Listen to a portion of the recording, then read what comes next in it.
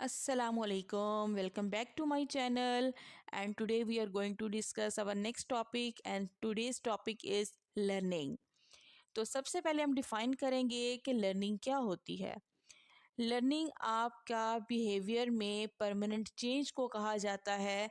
जब आप किसी चीज़ का लाइफ में कोई एक्सपीरियंस करते हैं, किसी भी चीज़ का, किसी भी इवेंट का, तो उसके जो रिज़ल्ट्स आते हैं उस बेस पे आपके बिहेवियर में परमानेंट चेंज आ जाए, तो वो लर्निंग होता है। और लर्निंग जो है वो बेस करता है बिहेवियरिज्म स्कूल ऑफ थॉट पे। और बिहेवियरिज्म स्कूल ऑफ थॉट का जो बेसिक मैयर है वो क्या है, ऑब्जर्वेबल बिहेवियर्स के डिफरेंट जो स्कूल ऑफ थॉट पेश किए गए थे, जिसमें स्ट्रक्चरलिज्म था, फंक्शनलिज्म था, साइको एनालिसिस था। तो उसके बाद जो स्कूल ऑफ थॉट इंट्रोड्यूस हुआ था वो बिहेवियरिज्म था। तो जो साइको एनालिसिस पे कन्फ्लिक्ट क्रिएट किए गए थे कि आप जो है वो अनकॉन्शियस जो मोटिव्स थे उन पे फोकस था। लेकिन जैसे ही बिहेवियरिज्म स्कूल ऑफ थॉट आया तो इसने इस कॉन्सेप्ट को चेंज किया और इसका जो बेसिक मैयर था वो ऑब्जर्वेबल बिहेवियर था। तो तीन तरह की बिहेवियरल लर्निंग होती है। सबसे पहले है classical conditioning, number two is operant conditioning and number three is observable learning.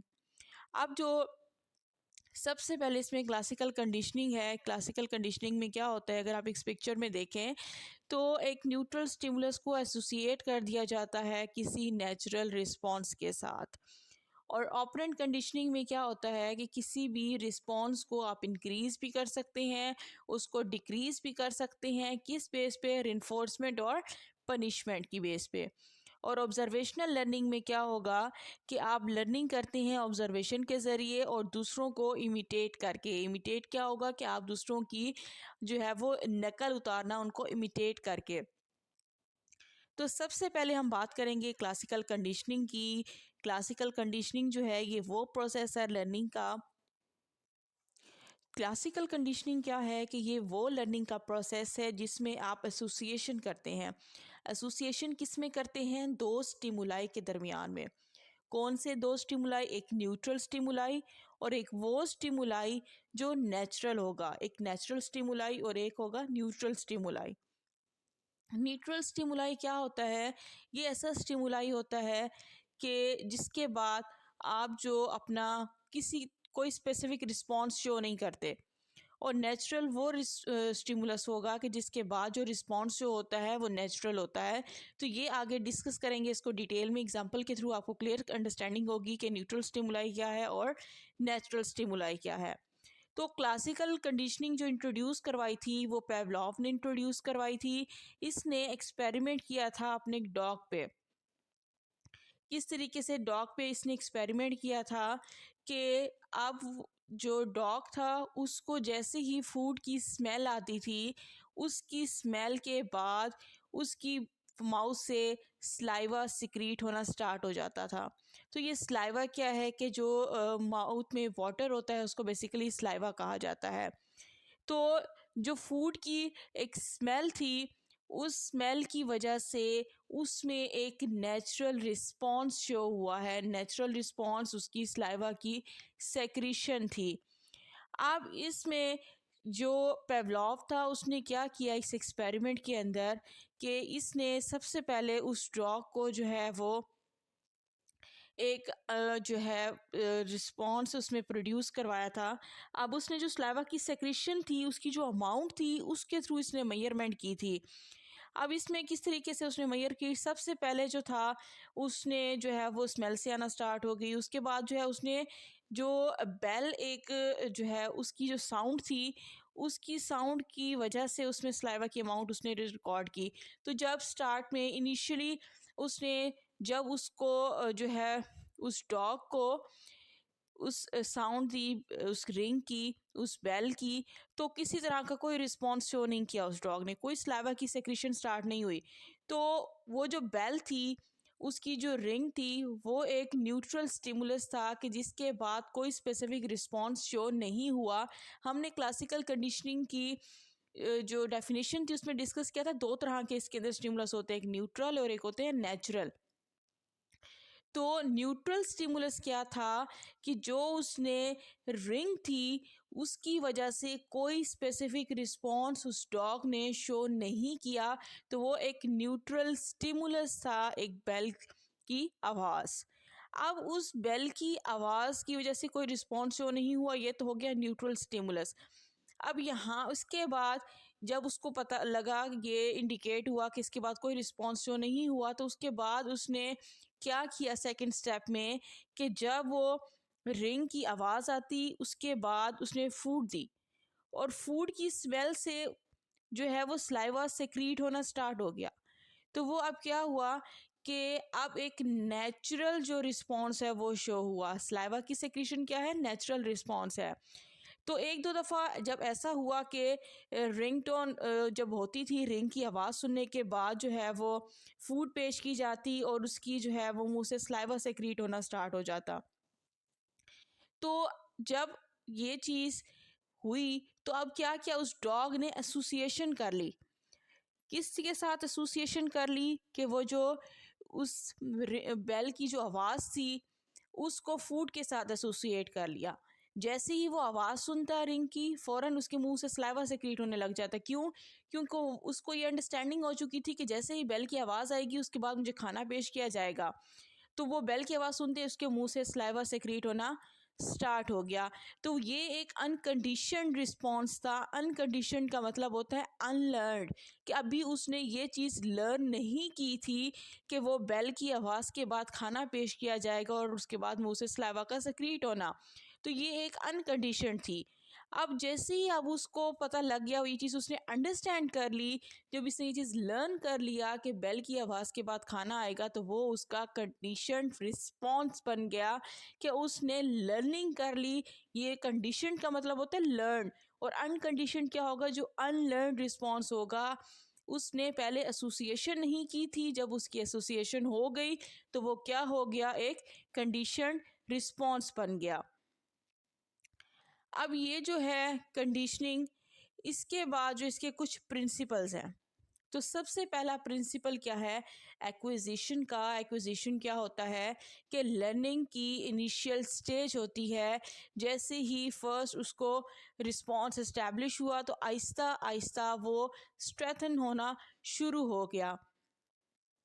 Straighten कैसे होना शुरू हो गया कि पहले वो एक न्यूट्रल स्टिमुलस था, तो न्यूट्रल स्टिमुलस क्या हो गया, उसने अनकंडीशनड स्टिमुलस के साथ उसकी पेयरिंग कर दी, और वो क्या हो गया, एक कंडीशनड रिस्पॉन्स जो है वो कन्वर्ट हो गया कि आहिस्ता आहिस्ता उसने एसोसिएशन जो है वो कायम कर ली। तो एसोसिएशन क्या हो गई, बिल्डअप हो गई। जैसे ही वो एक रिस्पॉन्स उसका इस्टेब्लिश हो गया, अब जैसे जैसे उसको रिइंफोर्स करते जाएंगे तो वो बिहेवियर उसका वेल लर्नड होता जाएगा। Next is extinction. एक्सटिंक्शन किस वक्त होगी, जब एक कंडीशन रिस्पॉन्स आहिस्ता आहिस्ता ख़त्म होना शुरू हो जाए या डिसअपेयर होना स्टार्ट हो जाए। अब जब उस डॉग की एक कंडीशनिंग हो गई तो उस कंडीशनिंग को ख़त्म किया गया। किस तरह ख़त्म किया गया कि बेल की आवाज़ होती थी लेकिन खाना पेश नहीं किया जाता था डॉग को, जिसके बाद आहिस्ता आहिस्ता ऐसा हुआ कि जैसी बेल की आवाज़ होती उसका सलाइवा सेक्रीट नहीं होता था। वही कंडीशन रिस्पॉन्स को दोबारा अनकंडीशनड किया गया। इसका मतलब उसकी क्या हो गई, वो एक्सटिंक्शन हो गई थी। उसके बाद है स्पॉन्टेनियस रिकवरी। स्पॉन्टेनियस रिकवरी में क्या होगा कि जब वो एक रिस्पॉन्स उसने लर्न कर लिया था वो दोबारा से री एमर्ज होना शुरू हो जाएगा। कि एक दफ़ा आपने उसकी एक्सटिंक्शन करवा ली, वो रिस्पॉन्स दोबारा जो है वो अनकंडीशन हो गया, कंडीशन वाला।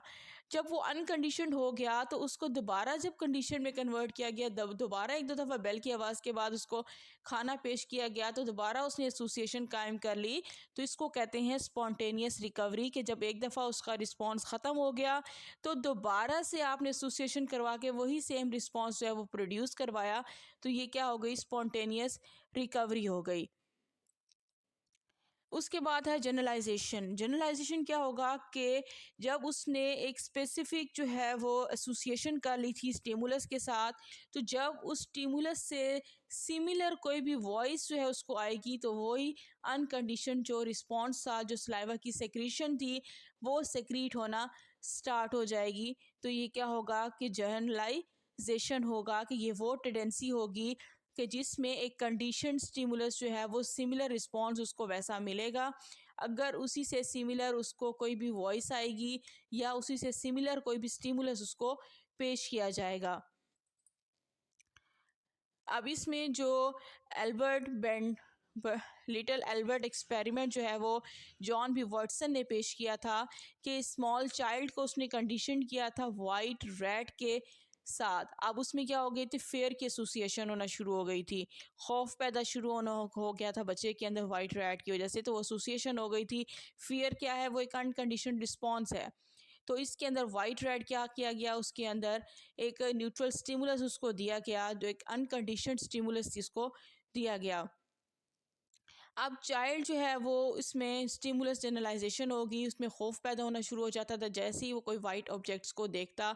इवन स्टफ टॉयज को थे उसके अंदर, या अपने वर्सन के अपने जो हेयर थे उसकी वजह से भी उसके अंदर फेयर जो है वो प्रोड्यूस होना शुरू हो गया, कि उसने जनरलाइजेशन जो है वो बच्चे ने स्टार्ट कर दी, कि उसमें जो वाइट रैट जो है उसकी जो कलर अपेयरेंस थी उसकी बेस पे उसने ओवरऑल हर वाइट चीज़ पे उस चीज़ को जनरलाइज कर दिया। Next is discrimination.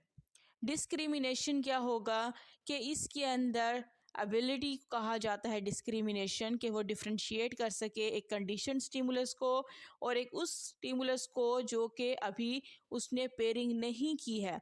मींस ये कि जैसे वो साउंड की हमने बात की थी, रिंगटोन की बात की थी, कि वो उसे सिमिलर कोई वॉइस भी सुन ले तो उसके अंदर सलाइवा प्रोड्यूस होना शुरू हो जाएगा।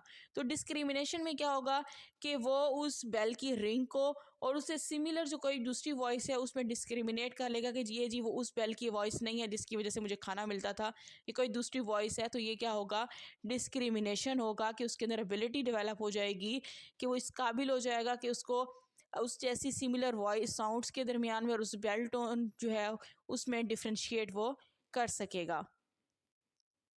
अब क्लासिकल कंडीशनिंग की एग्जांपल्स की बात करें तो एक तो वो फेयर रिस्पॉन्सेस है जो जॉन बी वाटसन ने अपना एक्सपेरिमेंट किया था, लिटिल एल्बर्ट एक्सपेरिमेंट्स, जिसमें फेयर के रिस्पॉन्सेस जो हैं वो प्रोड्यूस हुए थे।